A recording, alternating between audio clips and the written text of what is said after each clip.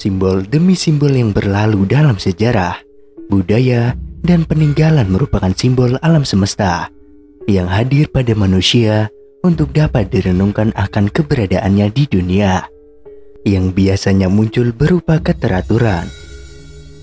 Perhatikan kata kunci dari sejarah panjang hingga lahirnya Indonesia. Kata kunci ini adalah Majapahit, Gajah Mada, Jawa, Palawa, dan Mada Karipura. Dimulai dari Majapahit, orang Indonesia sangat populer dan familiar dengan nama ini. Jika A sama dengan 1, B sama dengan 2, maka Majapahit sama dengan 79. Hal ini tertuang dalam firman Allah surat 79 surat An-Nazi'at, yang berarti malaikat-malaikat yang mencabut, berisi 46 ayat, dan ajaib dan sangat ajaib. Jika A sama dengan 1, B sama dengan 2, maka Gajah Mada sama dengan 46. Hal ini tentu sangat teratur sekali akan informasi Majapahit sama dengan 79 dan Gajah Mada sama dengan 46 yang ternyata tertuang dalam Al-Quran. Dalam bahasa simbol angka merujuk pada surat Al-Quran ke-79 yang berisi 46 ayat. Kebetulankah? Dan surat ini diwahyukan dalam urutan ke-81 sebagai bentuk lain dari Gajah Mada dan Jawa, yaitu 46 tambah 35 sama dengan 81. Dan perhatikan lagi keteraturan berikutnya. Jika A sama dengan 1, B sama dengan 2, maka Jawa sama dengan 35.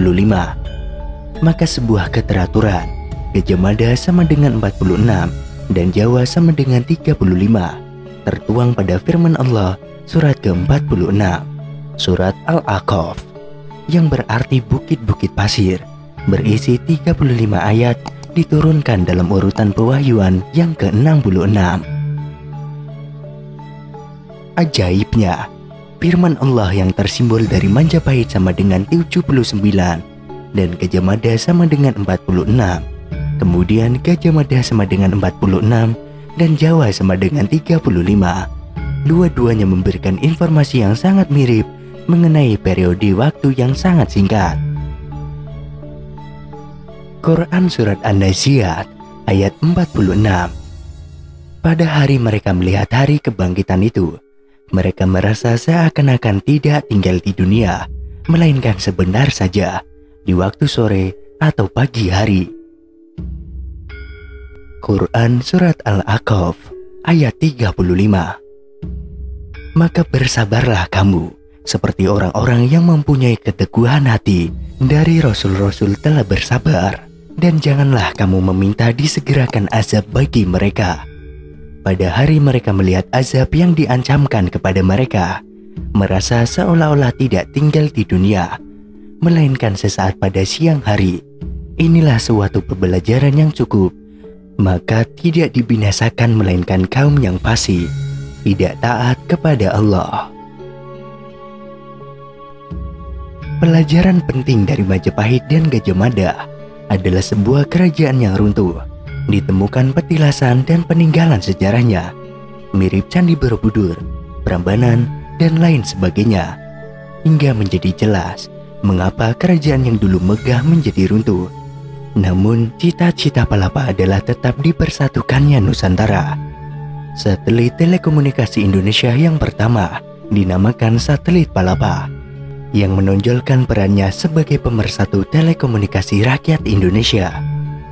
Jika A sama dengan 1, B sama dengan 2, maka Palapa sama dengan 47, yang merujuk pada Al-Quran surat ke-47, surat Muhammad. Hingga muncullah negara Indonesia sebagai negeri Nusantara yang diproklamirkan oleh kedua orang Muslim, yakni Insinyur Soekarno dan Muhammad Hatta. Disebutkan bahwa ada beberapa sebab mengapa kerajaan Majapahit sebagai kerajaan yang bercorak Hindu kemudian mengalami keruntuhan. dan peralihan corak kekuasaan. Pertama, penyebab utama kejatuhan Imperium Majapahit adalah munculnya Malaka sebagai pusat komersial yang dikuasai oleh Muslim. Islam yang semula bertapak di kawasan pantai secara berangsur merayap ke pedalaman sejak permulaan abad ke-15. Kedua, Majapahit yang dilanda perang saudara dalam perebutan kekuasaan. Raja Majapahit Raja Sanagara wafat pada 1389 dan digantikan oleh menantu dan keponakannya, yakni Wikramawardhana. Setelah beberapa tahun di atas tahta, Wikramawardhana pada 1401 mendapatkan perlawanan dari Wirabumi atau putra Raja Sanagara dari selirnya. Perang saudara ini berlangsung pada 1406 dan berujung pada kematian Wirabumi. Namun demikian, meski Wikramawardhana menang, keruntuhan Majapahit sudah tak dapat dibendung lagi. Sejarah mencatat, Majapahit bertahan selama 236 tahun, yakni dari 1298 sampai 1528. Ketiga, gangguan dari Cina. Cina di bawah Kaisar Yongle memaksakan kehendaknya untuk menggantikan kuasa Jawa atas seluruh Nusantara dan semenanjung Malaysia. Laksamana Cheng Ho yang merupakan seorang Muslim ditugaskan untuk melaksanakan misi global Cina ini. Raja pertama dan pendiri Majapahit adalah Raden Wijaya. Dia bergelar Sri Maharaja Kertarajasa Jayawardhana. Dinobatkan menjadi raja pada tanggal 5 bulan Kartika tahun 1215 Saka atau bertepatan dengan tanggal 10 November 1293. Masa pemerintahannya berlangsung selama 16 tahun, yakni pada 1293 Masehi hingga 1309 Masehi.